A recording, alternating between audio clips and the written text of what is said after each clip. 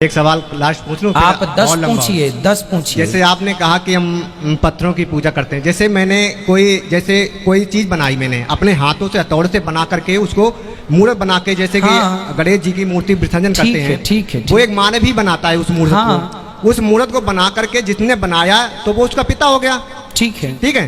और उसी के सामने जैसे मेरा बच्चा है, हमने उसको जन्म दिया, मेरे सामने होगा, अब वो बड़ा होकर हम उसके पैर छूंगे क्या? जिसको बनाया उसी के पैर, मैंने जिसको जन्म दिया उसी के पैर छूना तो फिर तो बेकार है ना। देखो, तर्क जो है ना, तर्कों की भी एक मर्यादा होती है जी, उसी मर्यादा में सर मैं बोल रहा हूँ कि कौन सा तर्क करने योग्य है, कौन सा तर्क करने योग्य नहीं है। अब आपने कहा जो मूर्तिकार होता है ना बेटा, वो सिर्फ मूर्ति बनाता है, उसने उसको मतलब रूप दिया, एक रूप दिया, दे दिया, रूप दिया। अच्छा ये बताओ जी कि मूर्तिकार ने जो रूप दिया वो रूप लाया कहाँ से? वो अपने मेहनत करके माइंड से ना बेटा, आप ठीक कह रहे हैं। हर पत्थर में एक मूर्ति छिपी हुई है। मूर्तिकार ने पत्थर का केवल बाहरी आवरण हटाया, मूर्ति बाहर से लाके पत्थर में डाला नहीं। मूर्ति तो ऑलरेडी पत्थर में थी, बाहरी आवरण हटा दिया तो मूर्ति प्रकट हो गई। और पत्थर की मूर्ति मूर्तिकार तो बनाता है, पर तब तक वो भगवान नहीं होती। जब मूर्ति को ला करके वेद मंत्रों के द्वारा उसकी प्राण प्रतिष्ठा कराई जाती है, तब वो भगवान होते हैं ना बेटा। एक रूप में आप भी भगवान हो, आपकी माँ भी भगवान है। इसलिए तुलसीदास जी ने कहा है, सी राम मैं सब जग जानी, सब भगवान है। कण कण में है तो श्री कृष्ण, पर बोला जाएगा कि ये संसार है। संसार कुछ नहीं है बेटा, ईश्वर ही संसार है। मिट्टी ही घड़ा है, सोना ही आभूषण है। आभूषण अलग से नहीं आए, गोल्ड ही है। उसी तरह तुम भी भगवान हो, ये भी भगवान है, तुम्हारे बच्चे भी भगवान है, तुम्हारे घर में जो पेड़ लगा है वो भी, तुम्हारी गौ माता, तुम्हारी बकरी, सब ईश्वर है। सी राममय सब जग जाने।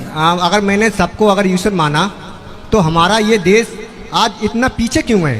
बहन ने सवाल किया है कि वो कृष्ण की पुजारी है और जब बुत परस्ती करती है, मूर्ति पूजा करती है, तो उस ईश्वर का फोटोग्राफ रखती है, उस ईश्वर की मूर्ति रखती है ताकि कंसंट्रेशन के लिए, तो इसीलिए वो मूर्ति पूजा करती है। बहन, आपकी हिंदू धार्मिक किताब में लिखा है कि मूर्ति पूजा गलत है, और मैं कई बार कह चुका हूं, फिर से दोहराता हूं कि लिखा है श्वेताश्वेतर उपनिषद में चैप्टर नंबर 4 मंत्र नंबर 19 और यजुर्वेद में अध्याय नंबर 32 मंत्र नंबर 3 में, न तस्य प्रतिमा अस्ति। उस ईश्वर, उस भगवान की कोई प्रतिमा नहीं, कोई फोटोग्राफ नहीं, कोई पिक्चर नहीं, कोई पेंटिंग नहीं, कोई बुत नहीं, कोई मूर्ति नहीं। आपकी मजहबी किताब में साफ तौर पे लिखा है मूर्ति पूजा गलत है। फिर भी हिंदू धर्म के अधिकारी पंडित मुझसे कहते, मैं जब कहता हूं आपके मजहबी किताब में साफ लिखा है गलत है, क्यों करते आप मूर्ति पूजा? तो वो कहते हैं कि मूर्ति पूजा करते हैं, मानते हैं गलत है, लेकिन मूर्ति पूजा करते कंसंट्रेशन के लिए। जब हम हायर लेवल ऑफ कॉन्शियसनेस पहुंच जाएंगे तो मूर्ति पूजा की जरूरत नहीं। पहले शुरुआत में कंसंट्रेशन के लिए मूर्ति जरूरत है, हायर लेवल पे, हायर कॉन्शियसनेस पे मूर्ति की जरूरत नहीं। तो मैं उनसे कहता हूं, उन पंडितों से और आपसे भी, हम मुसलमान हायर कॉन्शियसनेस पहुंच गए, हमें मूर्ति की जरूरत नहीं। मैं इनसे पूछता हूं कि शुरुआत में कहते हैं कि स्टार्टिंग में जरूरत है, बाद में नहीं। जब आप स्कूल में जाते हैं, पहली कक्षा में आप बेसिक सीखते, कठिन चीज बाद में सीखते, 8वीं 9वीं 10वीं में। तो मैथ्स में अगर कोई कहेगा 2 + 2 = 5, आपने कहेंगे गलत है, मैं जानता हूं। 10वीं में आऊंगा तो कहूंगा कि 2 + 2 is not 5, it is 4। आप बचपन में ही कहेंगे भाई 2 + 2 4 इज द फाउंडेशन। अगर हर मजहब का फाउंडेशन है कि भगवान की मूर्ति नहीं है, फोटोग्राफ नहीं है, बुत नहीं है, फाउंडेशन ही जब पहले गलत सिखा रहे तो आगे जाके कैसी इमारत बनेगी? तो इसीलिए इन पंडितों से जब मेरी बहस होती है, गुफ्तगू होती है, वो जवाब ही नहीं दे सकते। वो बोलते मानता हूं कि हमारी मजहबी किताब में गलत है, लेकिन फिर भी इनिशियली कंसंट्रेशन के लिए। तो मैं कहता हूं कि हम मुसलमान इनिशियली भी हमें जरूरत नहीं मूर्ति की ना बुत की। हमें हमेशा हक बात कहना चाहिए, और ये साफ तौर पे लिखा है सारी मजहबी किताबों में, चाहे हिंदू मजहब की किताब हो, ईसाई मजहब की, यहूदी मजहब की, इस्लाम मजहब की, मूर्ति पूजा गलत है और हराम है और हमें इससे दूर रहना चाहिए। हमें खुदा के कलाम पे, खुदा के अहकामात पे अमल करना चाहिए, ये दीन के ठेकेदारों के नहीं। अगर आपको लगता है कि जाकिर गलत है, जाकिर को भी छोड़ो, जाकिर इस्लाम में जीरो है। अगर जाकिर वो बात कर रहा है जो खुदा से मिलती है, जो आखिरी पैगंबर से मिलती है, इसीलिए मैं हवाला देता हूं, चैप्टर नंबर वर्स नंबर। इतने हवाले थोड़ी फेंक रहा हूं मैं, आप चेक करो और जाके तहकीक करो, संतुष्ट हो जाएंगे तो अमल करो। तो मैंने इतने हवाले दिया हूं बहन, आप मानते हैं कि बुत परस्ती गलत है अभी? Sir, I completely agree with what you said. माशाल्लाह, आप अग्री करते हैं लेकिन अमल नहीं करते। बहन, Bhagavad Gita does it say that you have to do idol worship? Sister, I don't want you to be very religious. At least be little religious.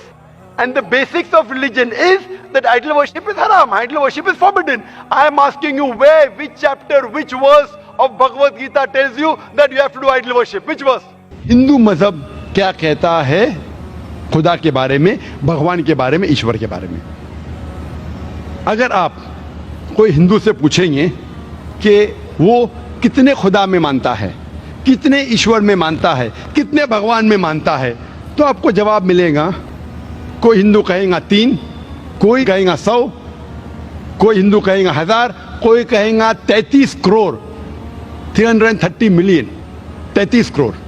लेकिन अगर आप एक ऐसे हिंदू से पूछेंगे जो अपने हिंदू मजहब के किताब का मुताला कर चुका है और हिंदू मजहबी किताब पढ़ चुका है, वो हिंदू कहेगा कि हिंदू को सिर्फ एक खुदा की इबादत करना चाहिए और एक ही खुदा में मानना चाहिए। लेकिन आम हिंदू वो एक फलसफे में मानता है जिसे कहते हैं पैंथीइज्म। पैंथीइज्म के मानी एवरीथिंग इज गॉड, सब कुछ खुदा है। आम हिंदू मानता है कि सब कुछ खुदा है, चांद खुदा है, सूरज खुदा है, इंसान खुदा है, पेड़ खुदा है, सांप खुदा है। हम मुसलमान ये कहते हैं और ये मानते हैं कि सब कुछ खुदा का है। चांद खुदा का है, सूरज खुदा का है, इंसान खुदा का है, पेड़ खुदा का है, सांप खुदा का है। तो जो अहम फर्क हिंदू और मुस्लिम में है, आम हिंदू कहता है सब कुछ खुदा है, हम मुसलमान कहते हैं सब कुछ खुदा का है। ये फर्क सिर्फ का है।